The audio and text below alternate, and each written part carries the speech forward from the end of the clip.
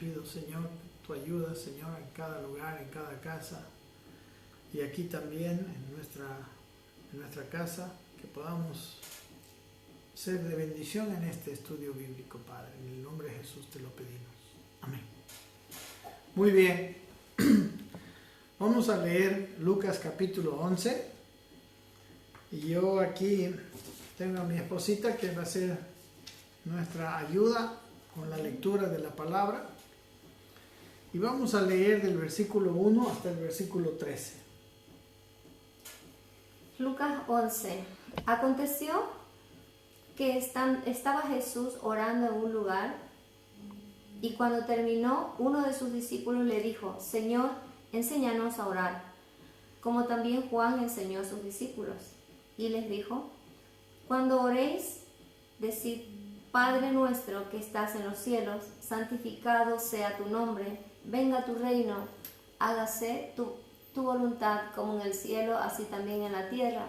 El pan nuestro de cada día, dánoslo hoy, y perdónanos nuestros pecados, porque también nosotros perdonamos a todos los que nos deben. Y no nos metas en tentación, mas líbranos del mal. Les dijo también: ¿Quién de vosotros que tenga un amigo va a él a medianoche y le dice: Amigo, préstame 3 panes, porque un amigo mío ha venido a mí de viaje y no tengo que ponerle delante? Y aquel respondiendo desde adentro le dice: No me molestes, la puerta ya está cerrada y mis niños están conmigo en cama, no puedo levantarme y dártelos. Os digo que aunque no se levante a dárselos por ser un amigo, sin embargo, por su inoportunidad se levantará y le dará todo lo que necesite. Y yo os digo: pedid y se os dará, buscad y hallaréis, llamad y se os abrirá. Porque todo aquel que pide, recibe, y el que busca, halla, y al que llama, se le abrirá. ¿Quién de vosotros, si su hijo le pide pan, le dará una piedra? ¿O si pescado en lugar de pescado, le dará una serpiente? ¿O si le pide un huevo, le dará un escorpión? Pues si vosotros, siendo malos, sabéis dar buenas dádivas a vuestros hijos, cuánto más vuestro Padre Celestial dará el Espíritu Santo a los que se lo pidan. Amén. Esta palabra en realidad es la que nos tocaba según todos los días de nuestro estudio bíblico que fuimos haciendo desde Lucas 1. Y también me parece bien pertinente porque estamos en un tiempo de oración, en un tiempo donde tenemos tiempo para orar. Aquí estamos, el primer versículo dice: aconteció que estaba Jesús orando en un lugar, y cuando terminó, uno de sus discípulos le dijo: Señor, enséñanos a orar como también Juan enseñó a sus discípulos. Interesante que en este versículo, la oración de Jesús, el ver a Jesús orando, fue de inspiración para un discípulo, ¿no? Y después la enseñanza fue para todos, porque el versículo 2 dice: y les dijo, ¿no? Cuando oréis, dice, decid. O sea, les habló de lo que debían orar. Padre nuestro que estás en los cielos, santificado sea tu nombre, venga tu reino, hágase tu voluntad como en el cielo, así también en la tierra. En este versículo 2, muy interesante que existen los 4 primeros detalles que vamos a ver de la oración. Y como hemos estado diciendo aquí en la congregación, y estamos haciendo todos los días desde 6 a 8 de la mañana, lo primero que hacemos es orar pidiendo al Señor nos vaya limpiando, vaya mostrándonos lo que hay dentro de nuestro corazón, para que nuestra comunión con Él sea una comunión más profunda, más íntima. Entonces, previo podemos decir a orar de esta manera, necesitamos nosotros tener nuestro corazón examinado por el Espíritu Santo, ¿no? Y la Biblia dice que uno de los ministerios de Él va a ser examinar nuestro corazón y mostrarnos y convencernos si existe alguna causa para que nuestra relación con Dios esté interrumpida. Bien, la primera cosa que dice es Padre nuestro que estás en los cielos. Entonces aquí podemos aprender que la oración, lo que Él nos dice que debemos tener, la actitud que debemos tener es como de un hijo a un padre, ¿no? Primeramente es a nuestro Padre. Esto indica que debemos hacer nuestra oración con confianza, con seguridad, con naturalidad, ¿no? Mire, aquí en este mismo pasaje, versículos 11 al 13, dice que ¿qué padre de vosotros, dice, si su hijo le pide pan, le dará una piedra, o le pide pescado, o si pescado, dice, en lugar de pescado le dará una serpiente, o si le pide un huevo, le dará un escorpión, dice, ¿no? Pues si vosotros siendo malos sabéis dar buenas dádivas a vuestros hijos, cuanto más vuestro Padre Celestial dará el Espíritu Santo a los que se lo piden. Bueno, el Señor aquí nos muestra, ¿no? Lucas, el autor, que un padre, como es nuestro Padre en este caso al orar, como tenemos nosotros que tener una visión de nuestro Dios cuando vamos a orar, es que es un Padre que sabe dar buenas dádivas a sus hijos. Y también especialmente aquí dice, no solamente nos dará buenas cosas, sino también aquí nos dice que dará el Espíritu Santo. Obviamente, pues el Espíritu Santo es lo mejor, ¿no? Entonces, cuando nosotros vamos y le pedimos y empezamos con la palabra Padre nuestro, en realidad está más que palabras, porque hemos dicho, ¿no?, que Dios mira primero nuestro corazón antes que nuestras palabras. Entonces, cuando ciertamente nos dice que así debemos decir, en realidad Él está hablando de las actitudes que debemos tener cuando nosotros vamos a orar, ¿no? Aquí dice que son buenas cosas. En Mateo 7:11 dice que nuestro Padre Celestial, ¿qué dice Mateo 7:11, Jenita?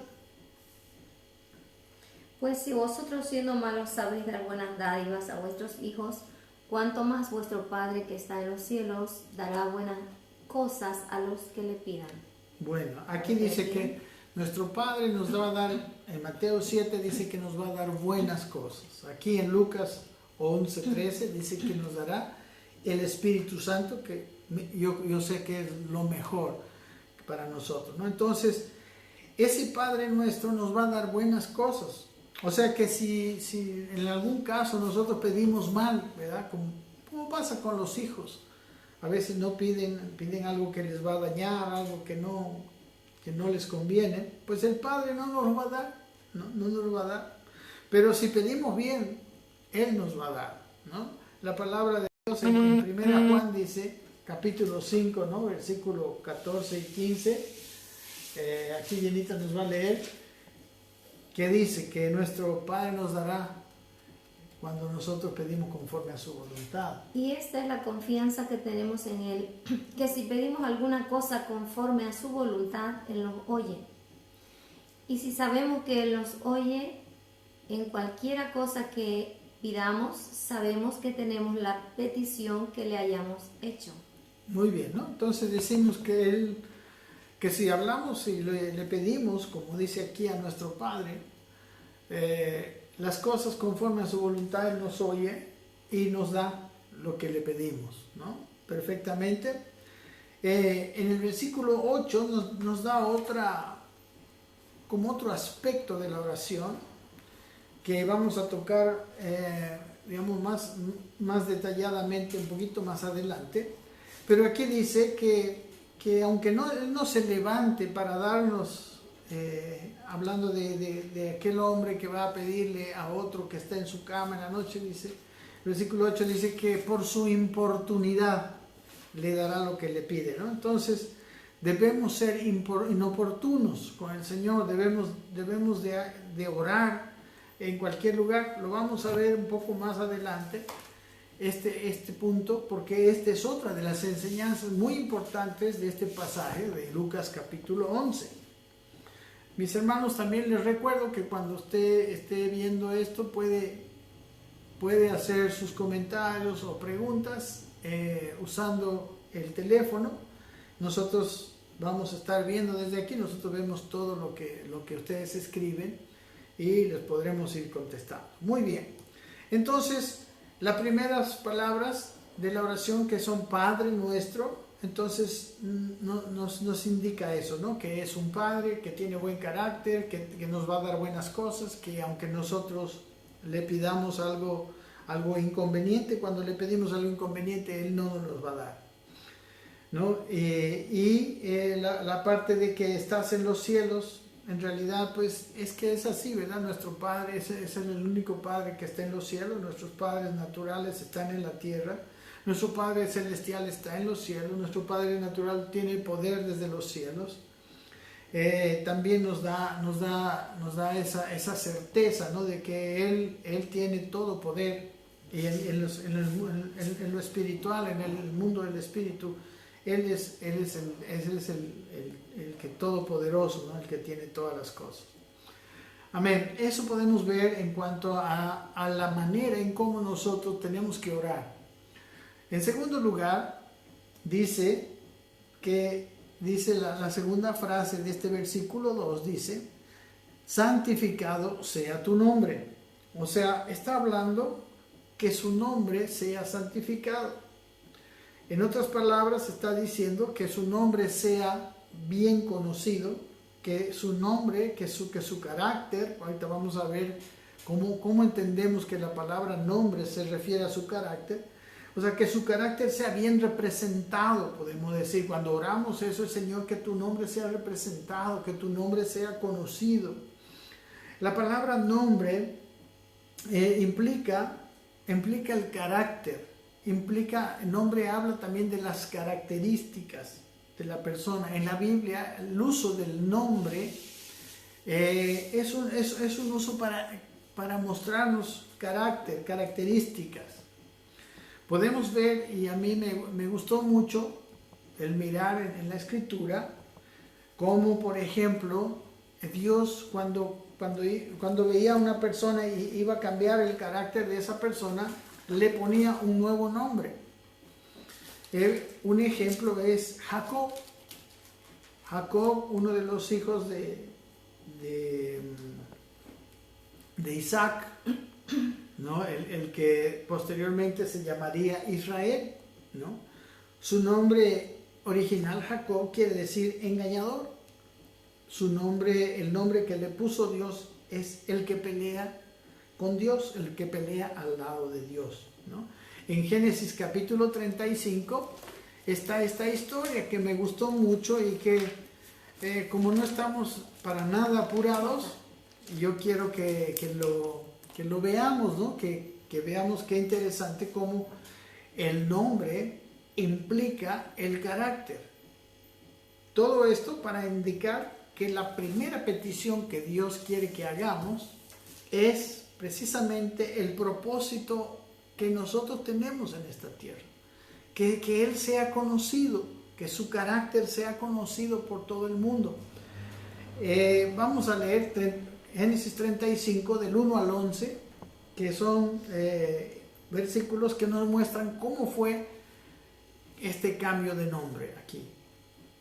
Dijo Dios a Jacob, levántate y sube a Betel, y quédate allí y haz un altar al Dios que te apareció cuando huías de tu hermano Esaú. Entonces Jacob dijo a su familia y a todos los que con él estaban, quitad los dioses ajenos que hay entre vosotros y limpiaos y mudad vuestros vestidos y levantémonos y subamos a Betel y haré allí altar a Dios que me respondió en el día de mi angustia y ha estado conmigo en el camino que he andado. Así dieron a Jacob todos los dioses ajenos que había en poder de ellos y los zarcillos que estaban en sus orejas, y Jacob los escondió debajo de una encina que estaba junto a Siquem.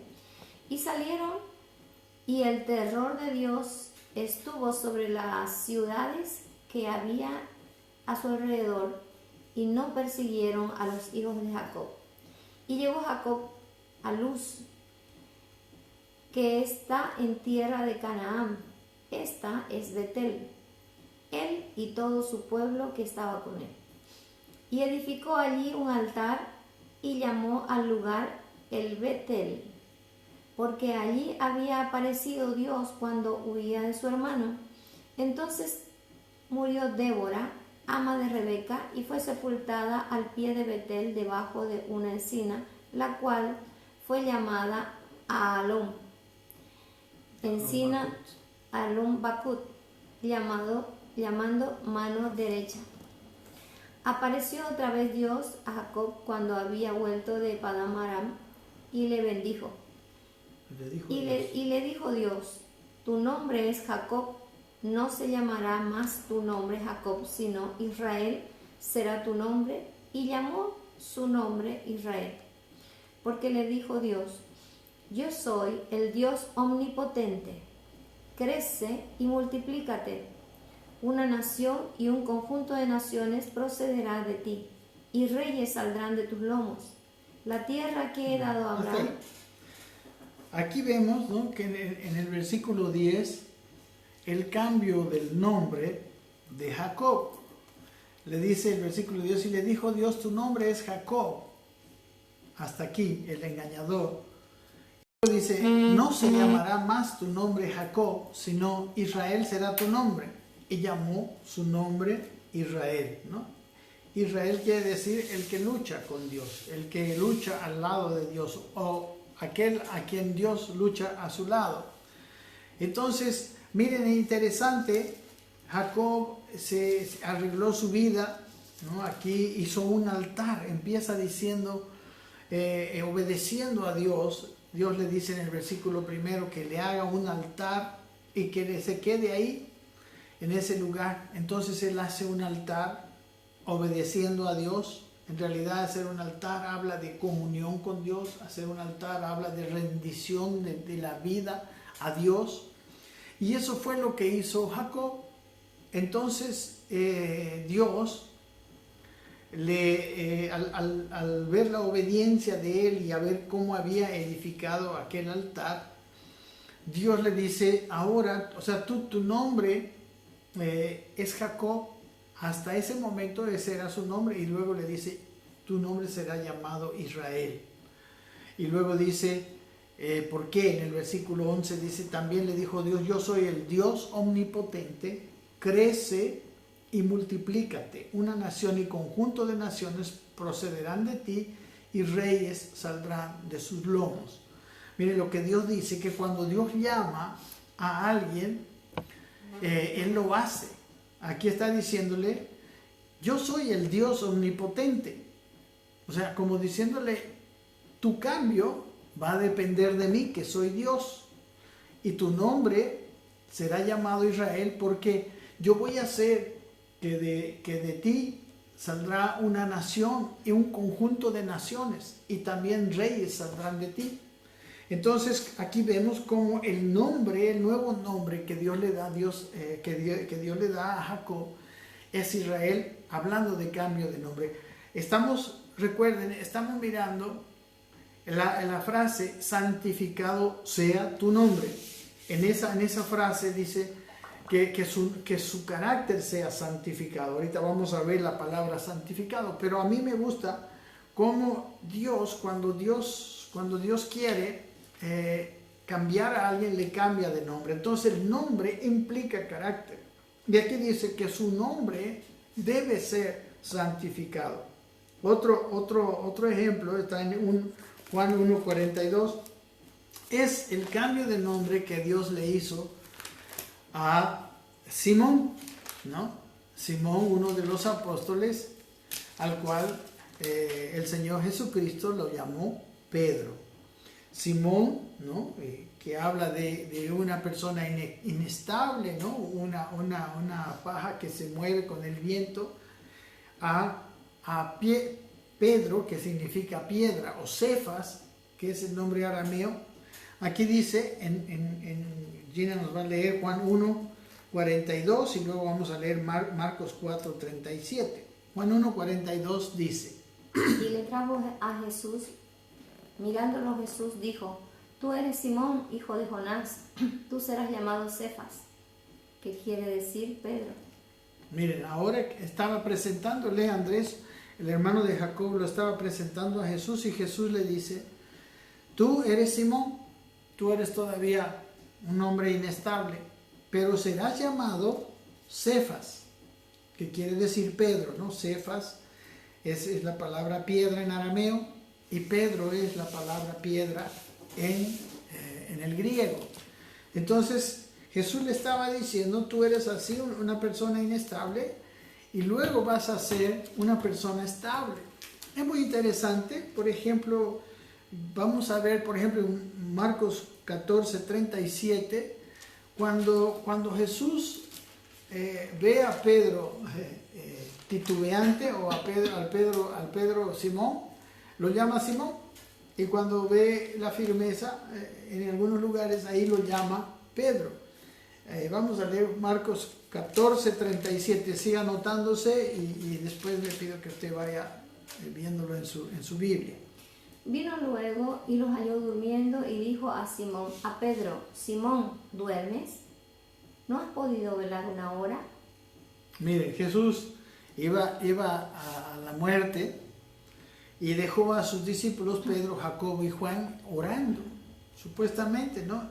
Y luego dice versículo 37 que vino y los halló durmiendo.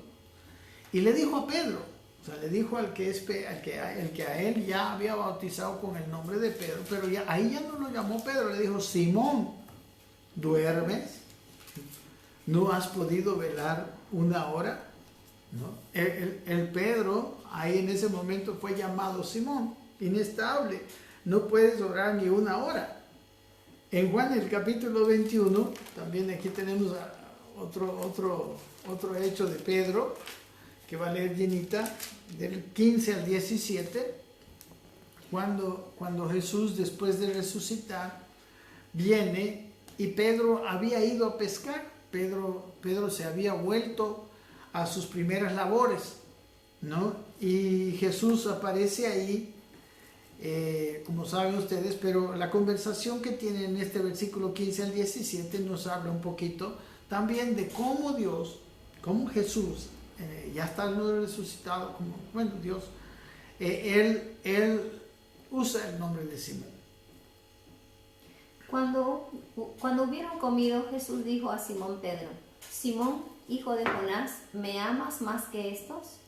Le respondió, sí, Señor, tú sabes que te amo. Él le dijo, apacienta mis corderos.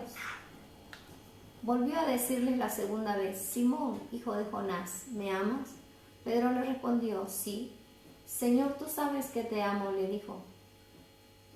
Tú sabes que te amo. Le dijo, pastorea mis ovejas. Le dijo la tercera vez, Simón, hijo de Jonás, ¿me amas? Pedro se entristeció de que le dijera la tercera vez, ¿me amas? Y le respondió, Señor, tú lo sabes todo, tú sabes que te amo. Jesús le dijo, apacienta mis ovejas. Amén. Miren en este pasaje las palabras que usa Jesús, ¿no? En el versículo 15 dice, cuando hubieron comido, Jesús dijo a Simón Pedro, aquí están sus dos nombres, pero cuando se refirió a él y le encaró y le dijo Simón, y no solo Simón, sino hijo de Jonás, es como decir Simón, el humano, el viejo, ¿no? El hijo de tu padre natural, ¿no? ¿Me amas más que estos? Está encarándole que él no estaba amando a Jesús. Recuerden que Jesús dijo en el capítulo 14, por ahí, 15, de este evangelio, que si nosotros le amamos, guardaremos sus mandamientos. Y Jesús le había encargado a Pedro que cuidara a los otros discípulos, como era el líder. Y pues Pedro dice, sí, te amo, ¿no? Pedro estaba amando a Jesús con un amor emocional. El amor emocional es muy lindo y es muy precioso, y Dios, yo creo que Jesucristo le gusta, lo agradece, pero el amor que más le interesa a Dios es el amor de la obediencia. Por eso le dice, sí, apacienta mis corderos. Por segunda vez le vuelve a decir, hijo de Jonás, ¿me amas? Y él vuelve a decirle lo mismo, sí, te amo, pastorea pues mis ovejas. En la tercera vez lo mismo, Simón, hijo de Jonás, inestable, estás andando en tu naturaleza humana como hijo de un hombre llamado Jonás. Debería decirte, quizás estas son palabras que yo le pongo, pero debería haberle dicho Pedro, hijo de Dios, ¿no? Porque si Pedro, estando en Cristo, hubiera sido un Pedro firme, un Pedro obediente.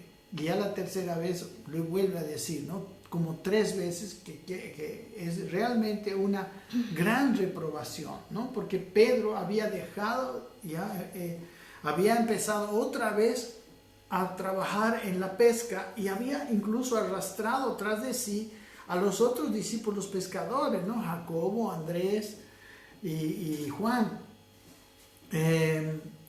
Entonces, él le reprende, así como también dice que le negaría 3 veces. Ahora 3 veces estaba desobedeciendo, se estaba portando nuevamente como Simón y no se estaba portando como Pedro, ¿no?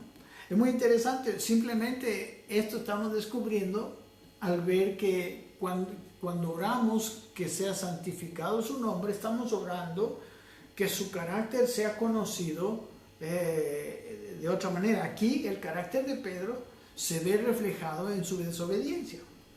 Y tengo un ejemplo más todavía, porque me parece muy interesante. El mismo Abraham, el nombre de él era Abraham sin H, y el nombre de Abraham fue cambiado por Dios a Abraham, ¿no? Abraham quiere decir que su traducción es padre enaltecido, padre enorgullecido. Y Abraham quiere decir padre de una multitud. Está aquí en Génesis 17, si usted quiere buscarlo, aquí Gina nos va a ayudar. Génesis capítulo 17 y los versículos 1 al 6 que cuentan este pasaje. Vamos a escuchar mientras ustedes lo buscan o quizás lo anotan, ¿no? Génesis capítulo 17. Ginita, por favor. Era Abraham de edad de 99 años cuando le apareció Jehová y le dijo: Yo soy el Dios Todopoderoso, anda delante de mí y sé perfecto. Y pondré mi pacto entre mí y ti y te multiplicaré en gran manera. Entonces Abraham se postró sobre su rostro y Dios habló con él diciendo: He aquí mi pacto es contigo y serás padre de muchedumbres de gentes. Y no se llamará más tu nombre Abraham, sino que será tu nombre Abraham, porque te he puesto por padre de muchedumbres de gentes. Y te multiplicaré en gran manera y haré naciones de ti, y reyes saldrán de ti. Y estableceré mi pacto entre mí y ti y tu descendencia después de ti. Amén. En Gracias. sus generaciones. Sí. Miren aquí cuando Dios habla, cuando Dios cambia el nombre, es porque está cambiando el destino, ¿no? Hasta aquí su nombre fue Abraham, le dice, ya no se va más a llamar ese nombre, padre enaltecido, sino tu nombre se llamará Abraham porque serás padre de muchedumbre de gentes, ¿no?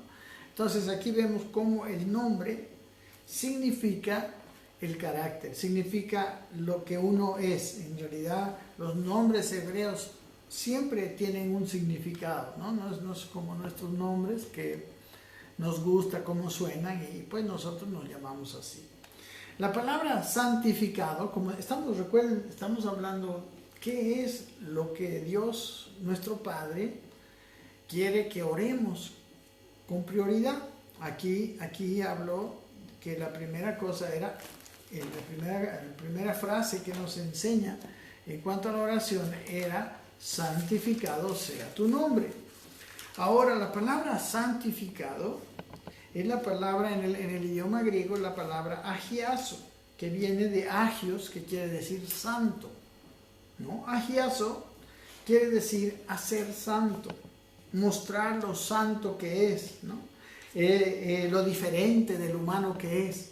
Entonces cuando nosotros estamos orando que su nombre sea santificado, estamos orando que el Dios omnipotente sea conocido como un Dios santo, tenga el carácter santo de Él, sea manifestado a esta humanidad, sea manifestado quizás siempre primeramente a nosotros, porque nosotros somos la iglesia, aquellos que le vamos a representar. Vamos a ver algunos versículos que ilustran un poco lo que estoy diciendo, de que el nombre de Dios sea santificado. ¿Qué quiere decir que sea santificado? Y después vamos a ver cuándo una vez el nombre de Él no fue santificado y lo que hizo Dios, el pago que dio Dios a aquel nombre, ¿no? Aquella persona. Miren, en Levítico capítulo 22, aquí Janita nos va a leer el versículo 32, ahí habla un poquito de la descripción. 22. Y no profanéis mi santo nombre, para que yo sea santificado en medio de los hijos de Israel. Yo Jehová que os santifico. Sí, miren, en el versículo 31 dice, guardad pues mis mandamientos y cumplidlos, yo Jehová. Y no profanéis mi santo nombre, para que yo sea santificado en medio de los hijos de Israel. Yo Jehová que os santifico. Aquí en otras palabras Él está diciendo, guarden mis mandamientos y cúmplanlos, porque esa es la manera en que la gente va a conocer que yo soy su Dios, que están haciendo lo que yo les mando, que son mis mandamientos, que sus mandamientos son santos.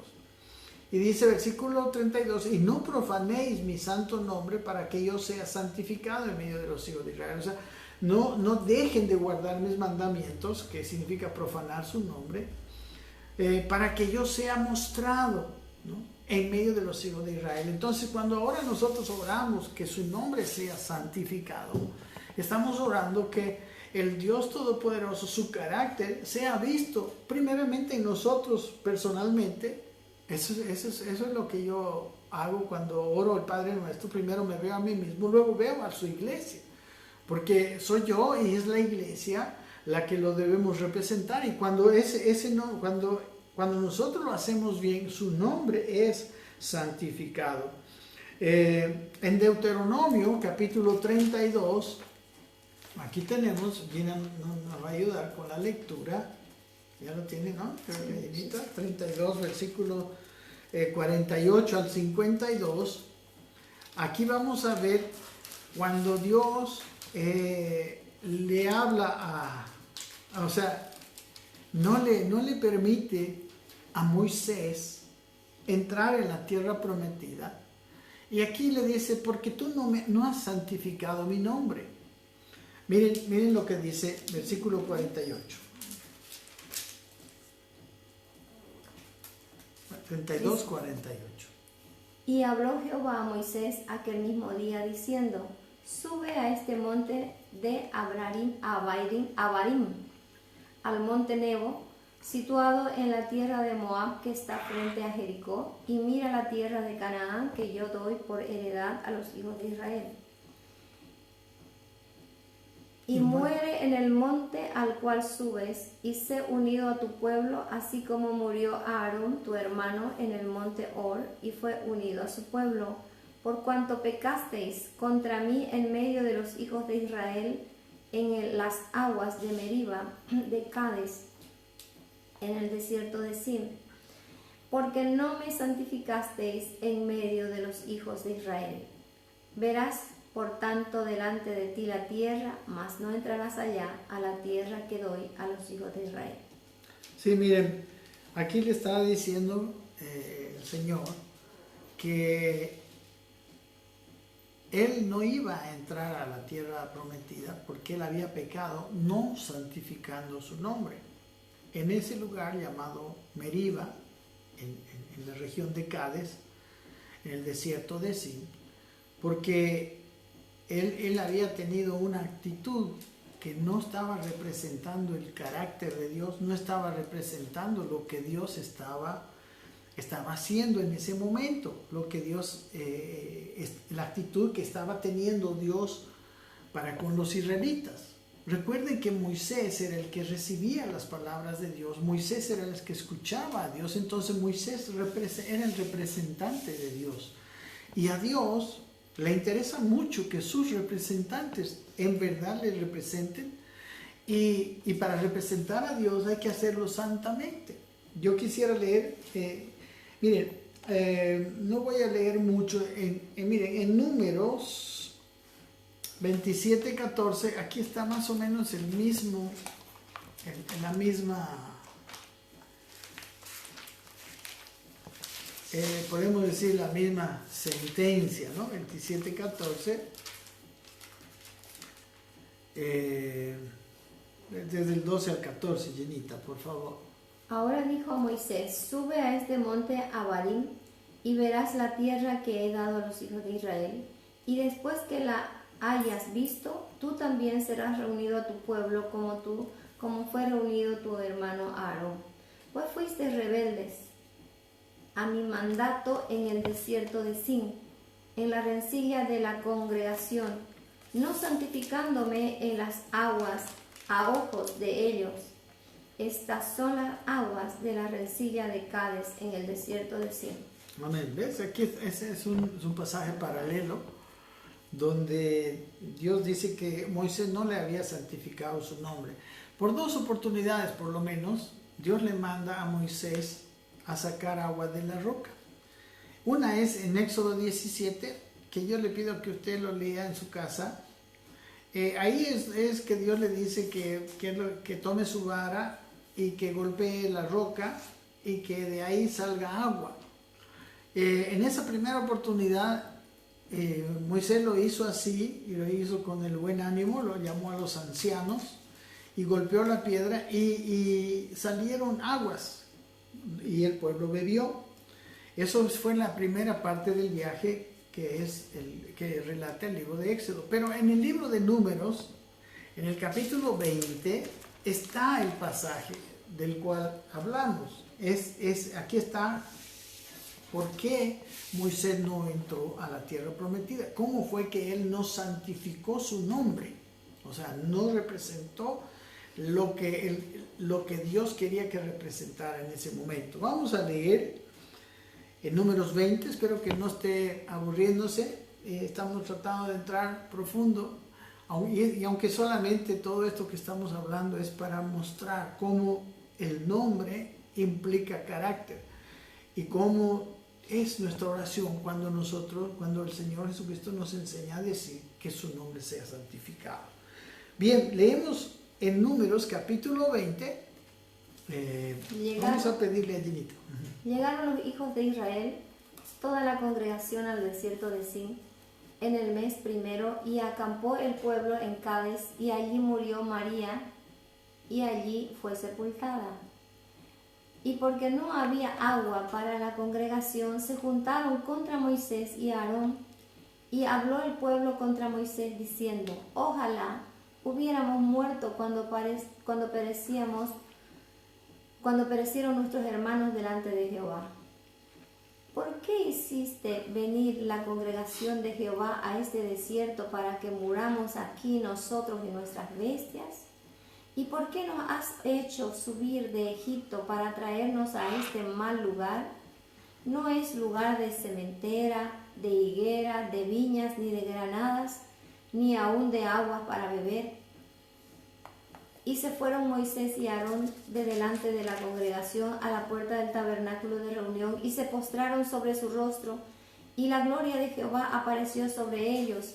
Y habló Jehová a Moisés diciendo, toma la vara, y reúne a la congregación tú y Aarón tu hermano, y hablad a la peña, y a vista de ellos, y ella dará su agua. Y le sacarás agua de la peña, y darás de beber a la congregación y a sus bestias. Entonces Moisés tomó la vara de delante de Jehová, como él le mandó.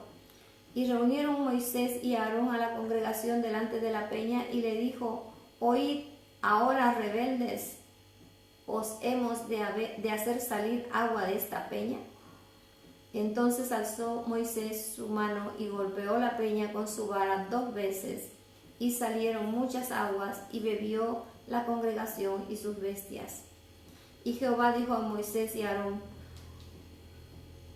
por cuanto no creísteis en mí para santificarme delante de los hijos de Israel, por tanto no meteréis esta congregación a la tierra que les he dado. Muy bien, hasta aquí.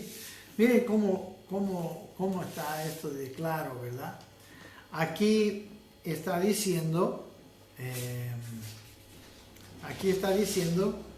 que era por segunda vez estuvieron en el desierto, el pueblo se estaba rebelando, ¿no? Les recuerdo que en este momento ya ellos se habían rebelado en el capítulo 12 de Números y no habían entrado a la tierra prometida por causa de los gigantes, y conocemos toda esta historia. Pero aquí en esta segunda vez se rebelan y ellos van a buscar a Dios para traerle el agua que necesitaban. En el versículo 8, miren las instrucciones de Dios. Dice, y toma la vara, dice, y reúne la congregación, tú y Aarón tu hermano, y hablad a la peña. Miren, la primera cosa que le dice, que hablen a la peña, a vista de ellos, y ella dará su agua, y les secarás agua de la peña, y darás de beber a la congregación y a sus bestias. Y miren lo que hizo Moisés. Versículo 11. No, el versículo 10 dice, y reunieron Moisés y Aarón a la congregación delante de la peña y les dijo, miren las palabras que usó: oíd ahora, rebeldes, ¿os hemos de hacer salir aguas de esta peña? Entonces alzó Moisés su mano y golpeó la peña con su vara 2 veces. Miren, aquí está el asunto. Dios les había dicho que tome la vara y que le hablan a la peña.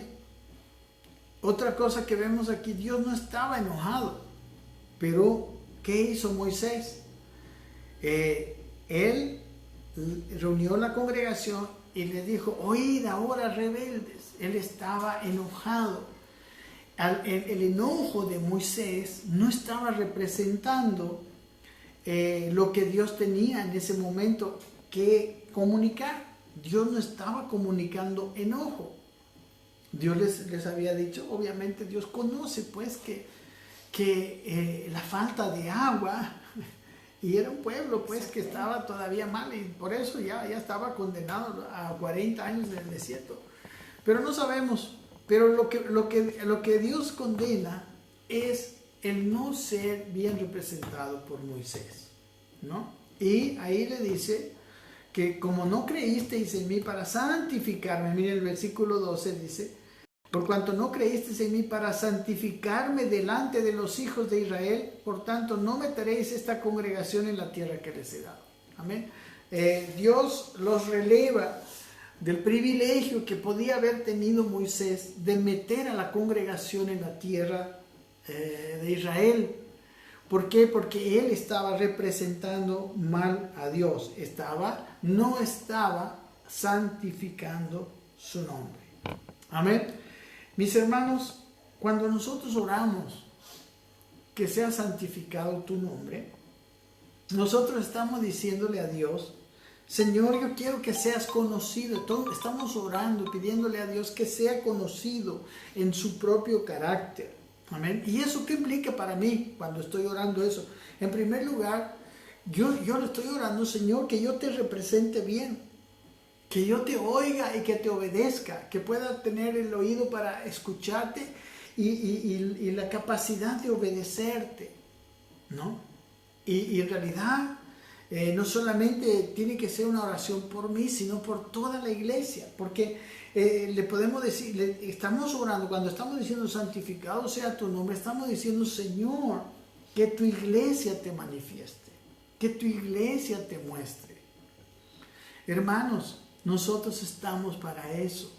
Nosotros somos la plenitud de aquel que todo llena en todo, dice Efesios capítulo 1 en su último versículo, el cuerpo de Cristo. Y por eso Él nos ha hecho estar en Cristo. en realidad por causa de nuestra salvación, nosotros podríamos representarle. Nada puede representar a Dios, solo su iglesia, pero no su iglesia andando en la carne, sino su iglesia como una iglesia madura. Miren lo que dice en Colosenses capítulo 1 el apóstol Pablo. Por eso el ministerio de él era presentar perfecto en Cristo Jesús a todo hombre. Miren el misterio que Dios tenía escondido en el antiguo pacto para que nosotros pudiéramos entrar en ese misterio. Miren, dice el versículo 28 al 29, ¿verdad? Sí. Del 26, ¿no? Desde el 26 al 29 que nos va a leer aquí mi esposa. El misterio que ha estado oculto desde los siglos y edades, pero que ahora ha sido manifestado a sus santos, a quienes Dios quiso dar a conocer las riquezas de la gloria de este misterio entre los gentiles, que es Cristo en nosotros la esperanza de gloria. Cristo en vosotros la esperanza de gloria, a quien anunciamos, amonestamos a todo hombre y enseñamos a todo hombre en toda sabiduría, a fin de presentar perfectos en Cristo Jesús a todo hombre. Para lo cual también trabajo luchando según la potencia de Él, la cual actúa poderosamente en mí. Amén. Miren, aquí en esto que nos enseñó el Señor Jesucristo, en esta primera frase del Padre Nuestro, aquí está contenido el propósito eterno de Él. Aquí está contenido ese misterio que Él estuvo preparando para nuestro tiempo, ¿no? Que ese misterio se podía resumir en las palabras Cristo en nosotros, la esperanza de gloria. La gloria es la esperanza de la manifestación de Dios a través de nosotros. Y esto es posible, es prácticamente posible. Pablo decía, por eso decía, yo oro, por eso dice, yo anuncio y amonesto a todo hombre en toda sabiduría para presentarlo perfecto en Cristo Jesús. Y para eso yo trabajo, decía, ese es mi trabajo. Y dice, luchando, dice, según la potencia de Dios, la cual actúa poderosamente. Mira, la potencia de Dios actuaba en Pablo, el ministerio que Dios le había dado a Pablo estaba ayudando a los hombres a que la gloria de Dios se vería en ellos, ¿no? Por eso el misterio escondido entre los siglos era Cristo en nosotros, la esperanza de gloria, ¿no? Gloria habla de la manifestación de Cristo, ¿no? Por eso cuando digo santificado sea tu nombre, yo estoy pidiendo, Señor, también, o sea, es otra manera de decir lo mismo. Señor, que tu gloria sea vista en mí, Señor, que yo madure de tal manera que cuando me vean a mí, vean al Padre, como le dijo Jesús en Juan capítulo 14, en la conversación que tuvo con sus discípulos. Ellos le dijeron, muéstranos al Padre, y Él dijo, el que me ha visto a mí, ha visto al Padre, ¿no? Entonces, esta primera oración debería ser, según el Señor Jesucristo, nuestro primer deseo, nuestra primera oración, nuestra primera necesidad. Y de verdad que es una necesidad, porque ninguno de nosotros puede hacer esta labor por sus propias fuerzas. Por eso tenemos que orar, tenemos que pedirle, y tenemos que pedirle, como dice en este pasaje, con importunidad. Tenemos que pedirle, sí, con confianza.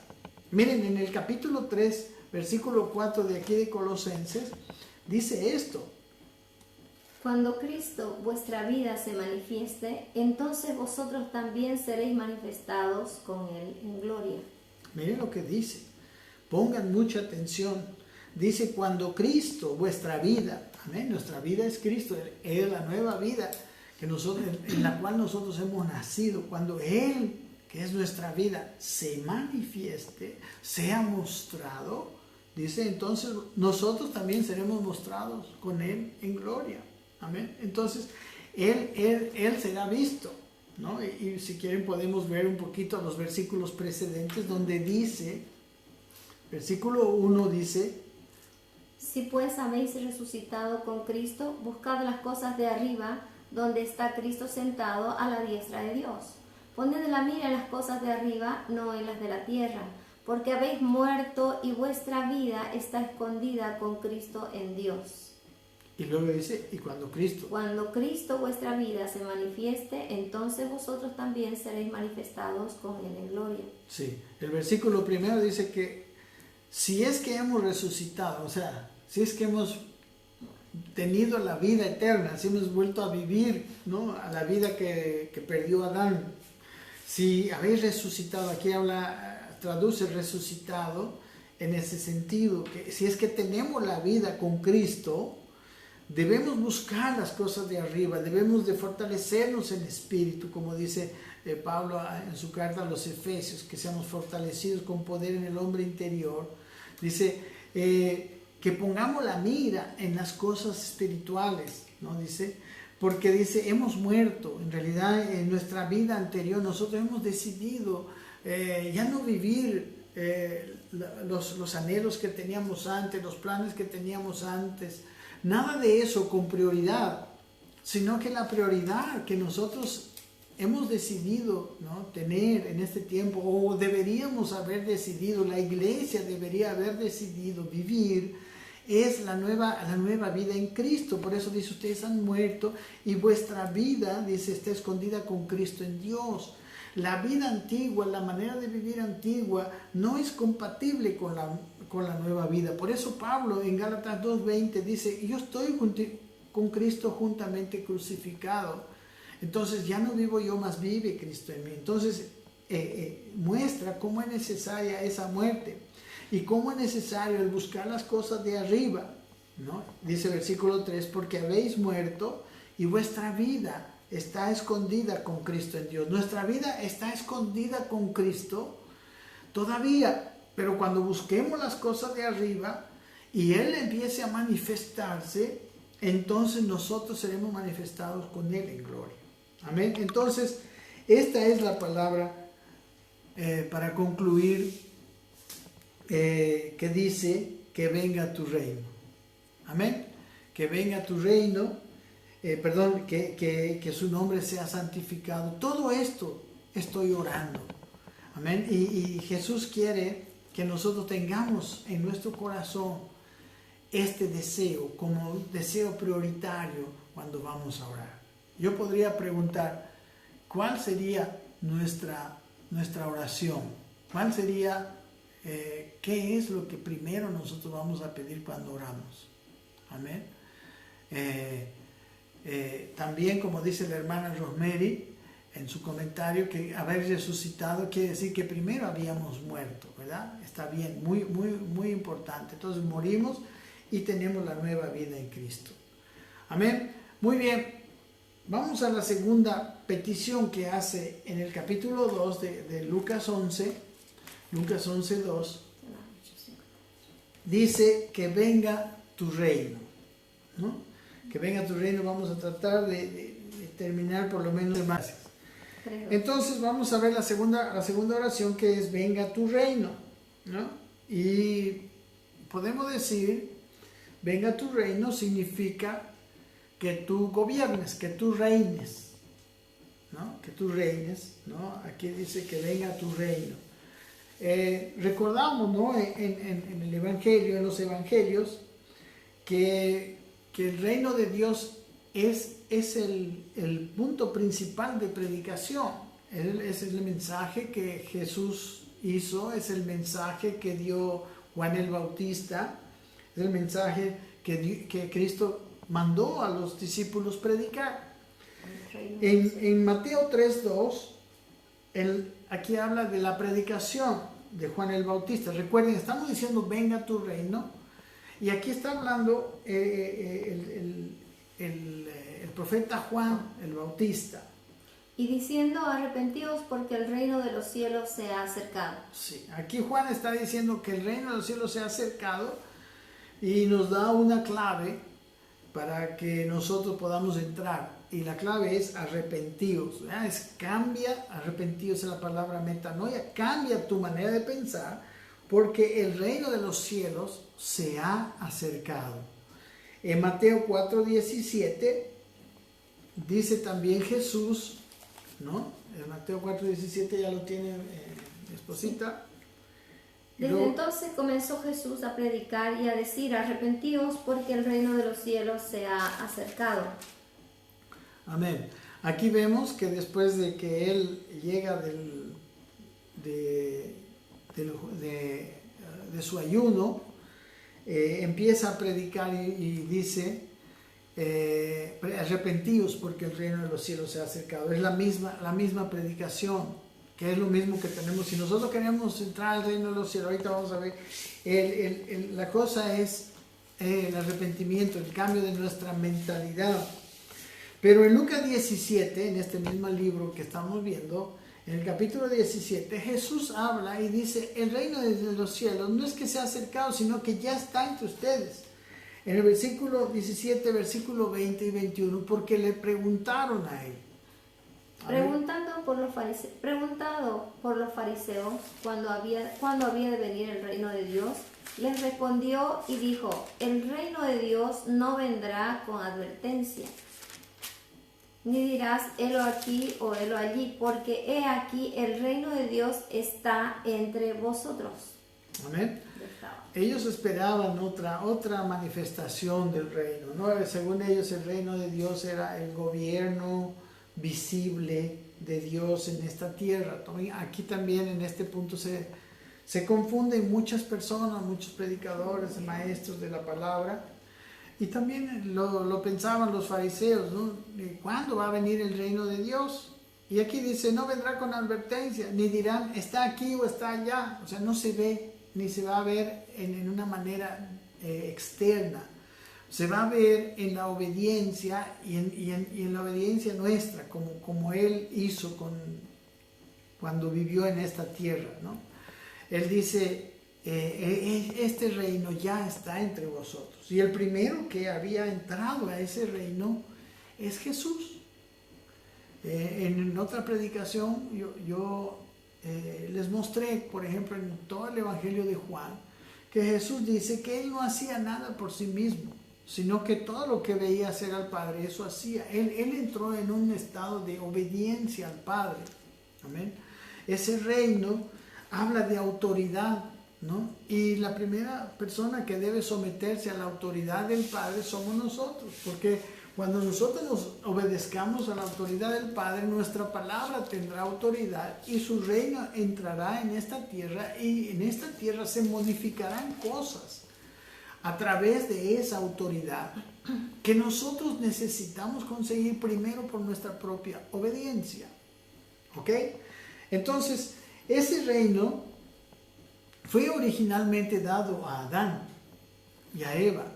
Cuando cuando el Creador, Dios mismo terminó de crear los cielos y la tierra y creó a los hombres, descansó, ¿no? Y en el sexto día, antes de descansar, cuando creó a los hombres, Dios le dio a Adán y Eva un encargo de reino. Lo va a leer Dinita. Entonces dijo Dios, Génesis 1, 26 al 28, si están anotando. 26 al 28.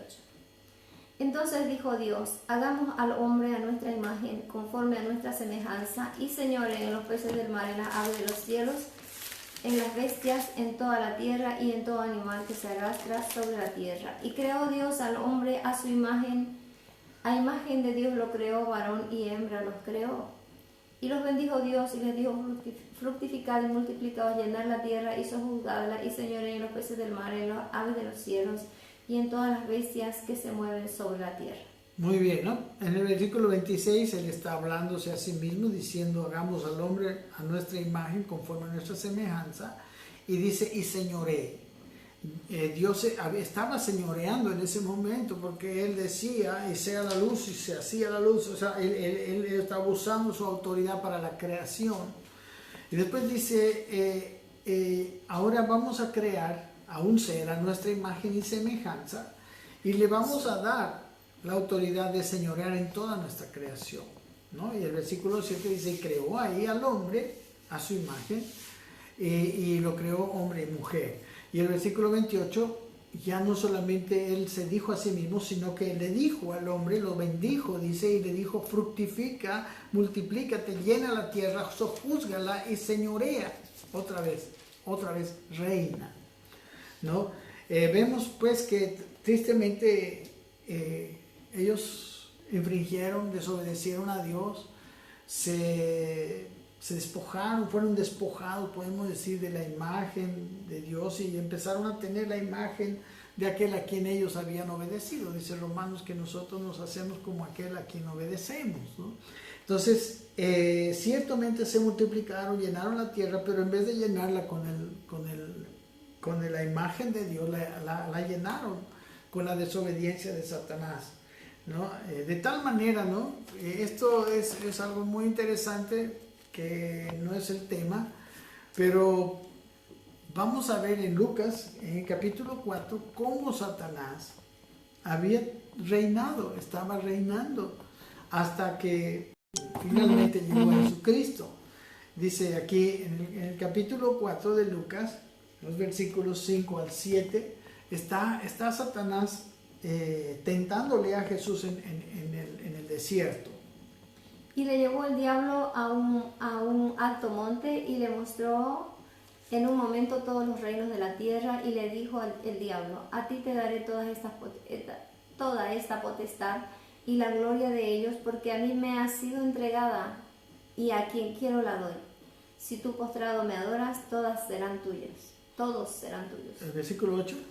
Respondiendo Jesús le dijo, vete de mí, Satanás, porque escrito está, al Señor tu Dios adorarás y a Él solo servirás. Miren, ¿no? La tentación del diablo era que si él le adorara, que si Jesús lo adoraba, él iba a dar todos los reinos de esta tierra y la potestad y la gloria de ellos, o sea, toda la autoridad, todo el reinado de ellos, si postrado le adoraba, ¿no? Porque dice, a mí me ha sido entregada y a quien quiero la doy, ¿no? Miren, podemos decir que es sinvergüenza, pero ese era una verdad. Jesús no lo reprendió por decir eso, no le dijo a Satanás, mentiroso, no digas eso, cállate, no, él le respondió lo que debe ser. Dice el versículo 8, respondiendo Jesús le dijo, vete de mí, Satanás, porque escrito está, al Señor tu Dios adorarás y a Él solo servirás, ¿no? Reinará Él, porque a Él solo vas a adorar, a Él solo vas a servir. Y entonces Jesús mismo estaba mostrando, ese es el camino del reino, y le estaba diciendo a Satanás, ese camino yo voy a seguir, no me vas a gobernar tú, me va a gobernar mi Padre. Y leemos en Colosenses capítulo 2, versículo 13 al 15, ya vamos a terminar, que como el Señor Jesucristo, con su muerte en la cruz y su resurrección, Él compró el reino. Dice Colosenses 2, 13 al 15. Y a vosotros, estando muertos en pecados y en incircuncisión de vuestra carne, os dio vida juntamente con Él, perdonándoos todos los pecados, anulando el acta de los decretos que había contra nosotros, que nos era contraria, quitándola de en medio y clavándola en la cruz. Sí, 15. Y despojando a los principados y a las potestades, los exhibió públicamente, triunfando sobre ellos en la cruz. Amén. El versículo 15, bueno, todo esto está muy, y estoy queriendo hacerlo rápido porque ya no nos queda tiempo. Dice que los despojó, despojándolos de su autoridad. Ahora la autoridad está en Cristo y está en la iglesia de Cristo, está en aquellos que están sometidos a la autoridad de Dios. Dios da su autoridad a los que se someten a su autoridad. Y por eso, para que venga su reino, está todo el Evangelio. El Evangelio nos habla de cómo nosotros podemos hacer que Él reine sobre nosotros. Decimos, por ejemplo, que debemos arrepentirnos. Después dice, bienaventurados los pobres en espíritu. Necesitamos ser pobres en espíritu para que el reino de Dios venga. Dice que seamos como niños para entrar al reino de Dios. Vemos las parábolas, por ejemplo, la parábola de la perla del gran precio, cuando nosotros lo damos todo por el reino de Dios, nosotros entraremos al reino de Dios. Entonces la segunda oración que Dios desea que nosotros hagamos es, Señor, ayúdame a que tú me gobiernes. Señor, yo quiero estar de tal manera delante de ti en esta vida, de tal manera que puedas gobernar mi vida. Porque a través del gobierno tuyo de mi vida, yo voy a ejercer autoridad sobre esta creación. Así como Jesús fue obediente, así Dios quiere que nosotros tengamos en nuestro corazón el deseo de ser obedientes y le pidamos, porque Él puede hacerlo, porque no lo podemos hacer nosotros. Así que estas dos primeras partes de nuestras oraciones son las que necesitamos orar. Es la que Jesús nos enseñó a orar. Probablemente, bueno, ya no tengo más tiempo. Vamos a seguir a partir de este punto el próximo miércoles.